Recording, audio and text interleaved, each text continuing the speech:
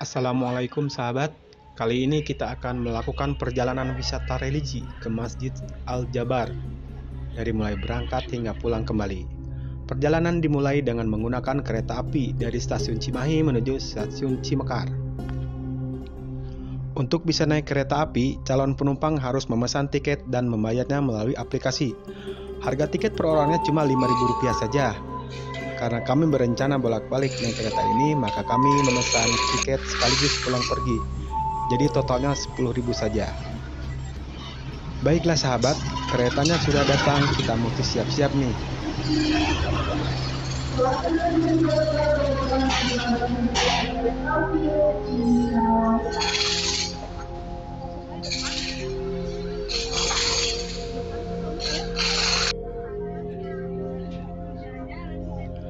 Beginilah situasi di dalam kereta.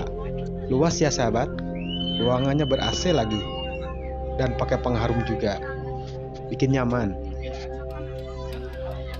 Alhamdulillah, tidak terasa kita sudah mendekati stasiun Cimekar, stasiun baru yang dekat dengan Masjid Al-Jabar. Masya Allah, masjidnya sudah kelihatan dulu ya. Indah banget ya sahabat. Udah gak sabar nih, pengen cepet-cepet turun nih, pengen lihat langsung. Sesaat lagi kita akan tiba di stasiun Cimekar. Bagi Anda yang akan mengakhiri perjalanan di stasiun Cimekar, kami persilakan untuk mempersiapkan diri. Periksa dan teliti kembali barang bawaan Anda, jangan sampai yang vertikal. Sekarang kita berada di belakang stasiun Cimekar. Terlihat pemandangan persawahan yang menghijau dengan latar belakang Masjid Al-Jabar.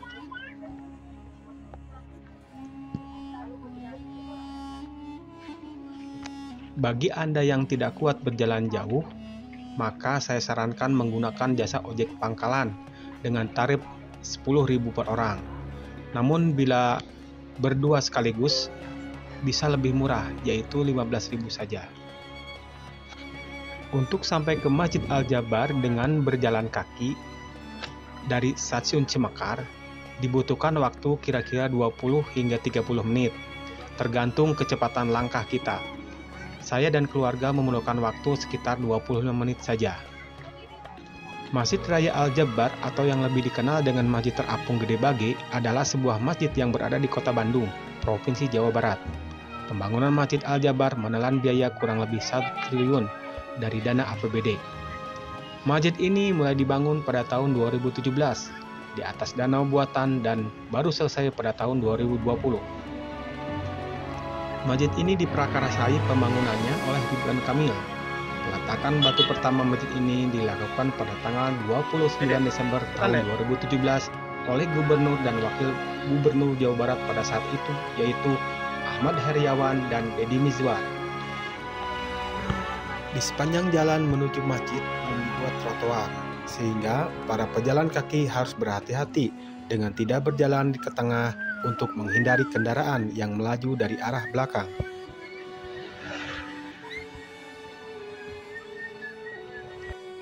Alhamdulillah, kami sudah sampai di area Masjid Al-Jabar.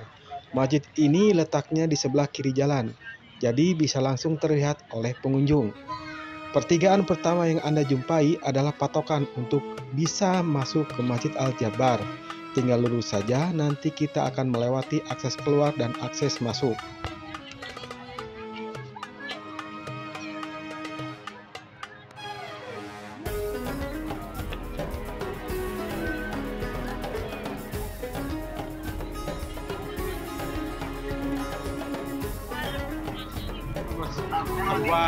Nah, ini akses atau jalur keluarnya, berada di sebelah kanan.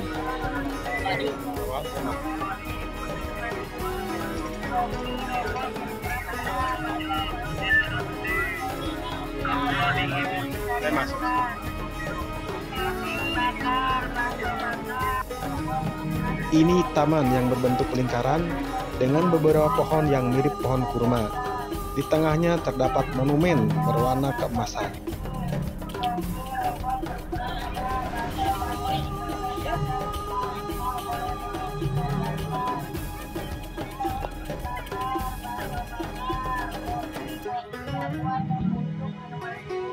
Lantainya sangat unik, berwarna merah marun dan biru, berbentuk mozaik khas Indonesia. Di taman ini banyak orang beristirahat, sekadar duduk-duduk atau berfoto dengan latar belakang masjid.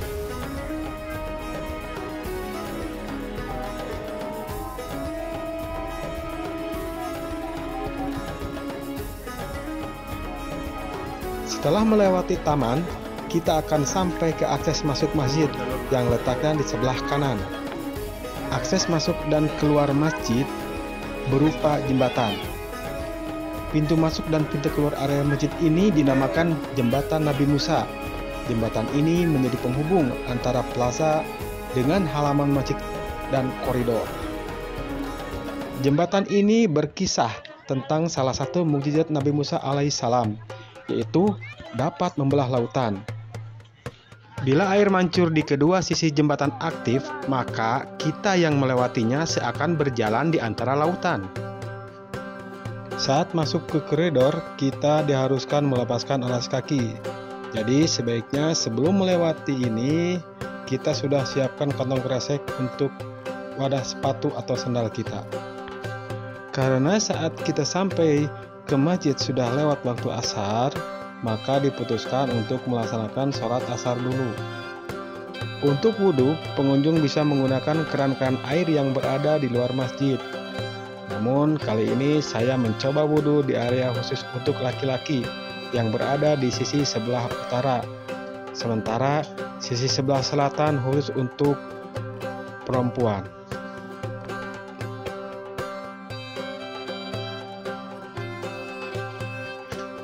Inilah penampakan tempat wudhunya, luas dan mewah banget ya sahabat, mirip tempat wudhu di Mekah atau Madinah.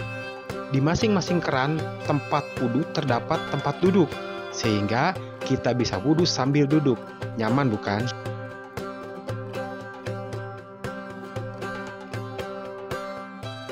Setelah wudhu, lanjut menuju ruangan sholat yang berada di atas. Untuk mencapainya, kita harus menaiki anak tangga yang tidak terlalu jauh. Pada setiap anak tangga ini terdapat tanda panah naik dan turun, agar jamaah yang naik dan turun bergerak dengan tertib.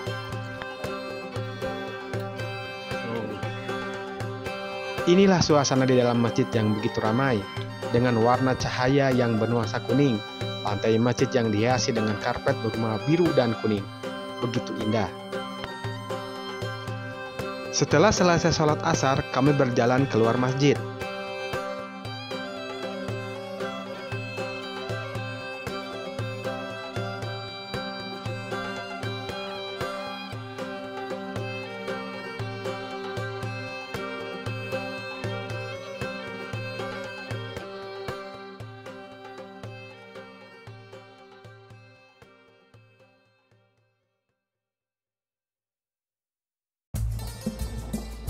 Nah, inilah situasi di luar masjid.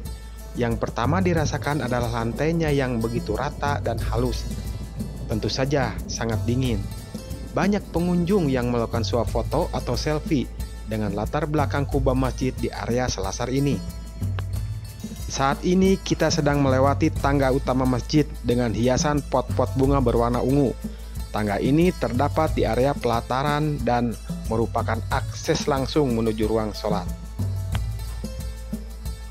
Sementara saat ini saya akan menuju pinggiran danau untuk melaksanakan makan siang bersama keluarga.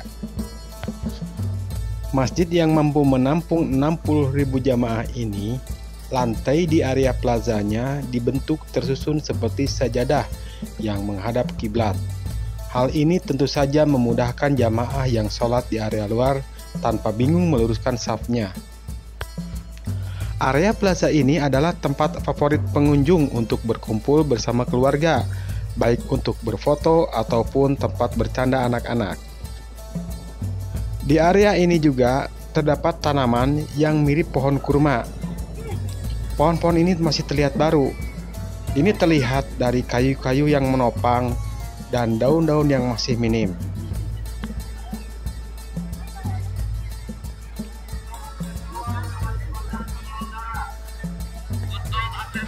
Saat kita melintas area pintu masuk, terdengar sayup-sayup petugas mengingatkan pengunjung yang akan keluar agar menggunakan pintu yang berada di bagian utara masjid. Ayo.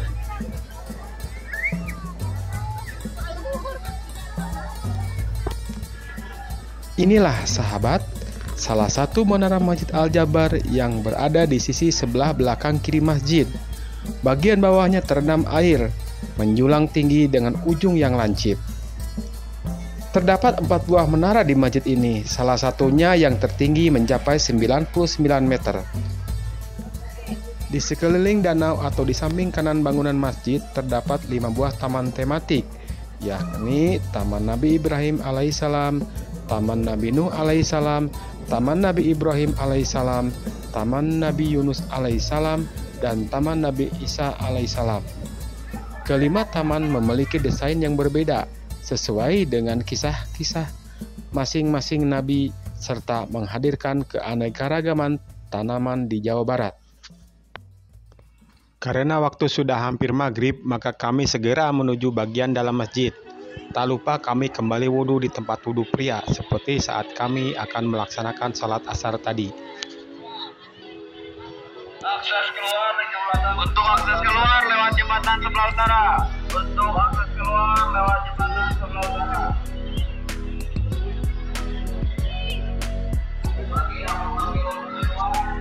Sambil menunggu maghrib tiba, kami melihat-lihat suasana di luar masjid menjelang sore hari. Makin sore, ternyata makin banyak pengunjung yang datang ke masjid ini.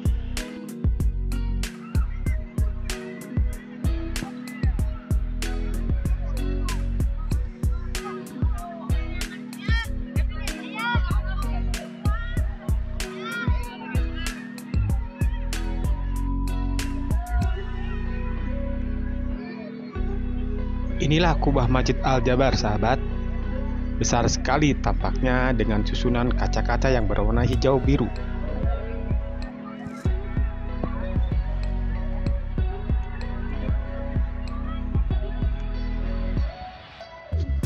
Masya Allah, sahabat, ternyata lantai masjid yang berada di luar dibentuk tidak biasa. Terlihat begitu indah, berpadu dengan bentuk kubah yang artistik.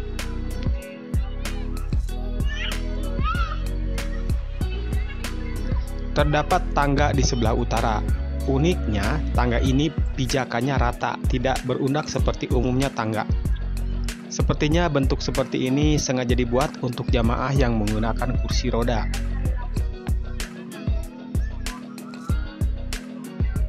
Bukan masjidnya saja yang indah, bahkan pemandangan di sekeliling masjid pun sangat indah.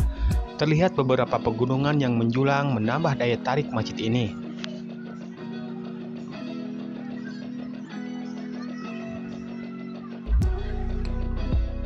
Masya Allah, Alhamdulillah kami diberi kesempatan untuk melihat indahnya saat matahari tenggelam di Masjid Al-Jabar ini.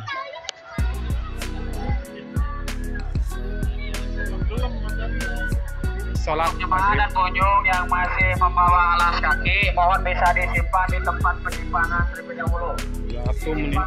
Karena waktu maghrib sudah dekat, maka kami mulai masuk ke dalam masjid.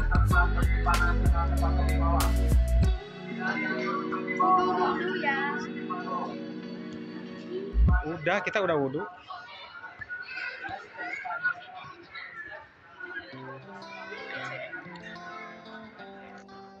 Khusus untuk jamaah wanita diberi area khusus yang dibatasi tali. Area ini berada di tengah bagian belakang dalam masjid. Sengaja kami masuk masjid lebih awal sebelum azan berkumandang agar mendapat saf pertama. Hal ini sesuai dengan beberapa hadis Rasulullah SAW yang menjelaskan tentang keutamaan saf pertama langsung di belakang imam ketika sholat berjamaah. Seperti yang terdapat dalam hadis riwayat Muslim yang artinya, sebaik-baik saf bagi laki-laki adalah yang paling depan, dan yang paling jelek adalah yang paling belakang. Sebaik-baik saf bagi wanita adalah yang paling belakang, dan yang paling jelek adalah yang paling depan.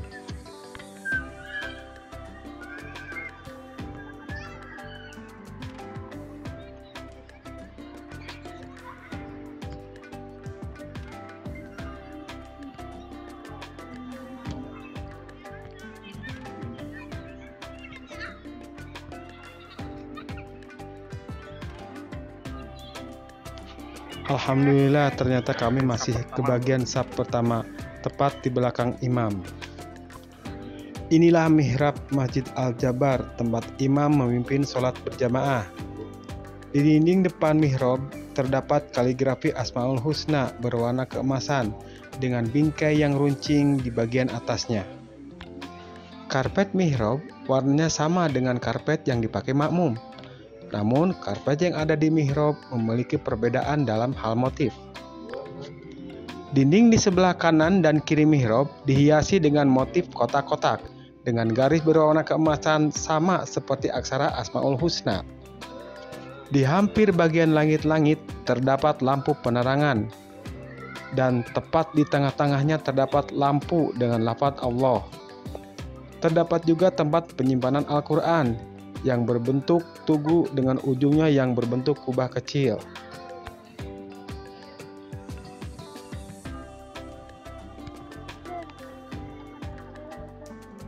Nah, inilah penampakan rak-rak mushaf Al-Quran yang tertata rapi dan boleh dibaca oleh siapa saja yang berkunjung ke masjid ini. Al-Quran ini hanya boleh dibaca di dalam masjid, tapi tidak boleh dibawa pulang. Alhamdulillah, sholat maghrib sudah kami tunaikan. Dilanjutkan dengan menikmati keindahan masjid di malam hari.